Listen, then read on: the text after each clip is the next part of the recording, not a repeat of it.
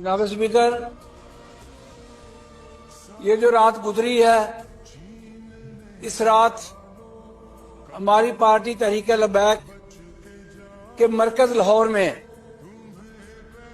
Police ने अंधाधुंध firing करके 3 वर्करों को शहीद कर दिया और 11 वर्कर तहरीक लबैक के शदीद जख्मी हो गए।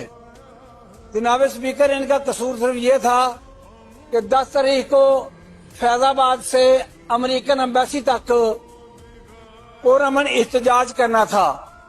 एहतजाज तो 10 तारीख को था, लेकिन 8 और 9 की शब को इन्होंने वहां जाके घुसकर फायरिंग की है, जिस में हम पुरजोर मजम्मत करते हैं पूरी पार्टी। लेकिन मैं समझता हूं कि यार इतनी गुंडागर्दी तो नहीं होना चाहिए। एहतजाज तो 10 तारीख को था और रात को सोए हुए लोगों पर रात को 2 बजे इन्होंने अंधाधुंध फायरिंग करके उनको शहीद किया।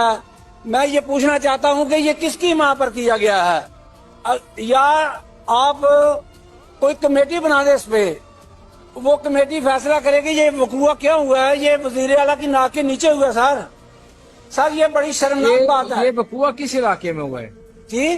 किस इलाके में, किस शहर में हुआ है? सर लाहौर में हुआ है। लाहौर में हुआ है। लोग यतीम खाना के साथ मस्जिद रहमतुल्लाह आलमीन है, वहां हुआ है जी ये। और मैं आपसे रिक्वेस्ट करता हूँ कि इस पे कमेटी बनाई जाए, क्योंकि ये जाने इससे इतनी सस्ती नहीं है। आपको पता तहरीक लबैक वाले इतने भी डरे हुए नहीं है, आपको पता है इनके एहतजाज का। और जब ये एहतजाज करेंगे तो फिर आप संभाल नहीं पाएंगे ये।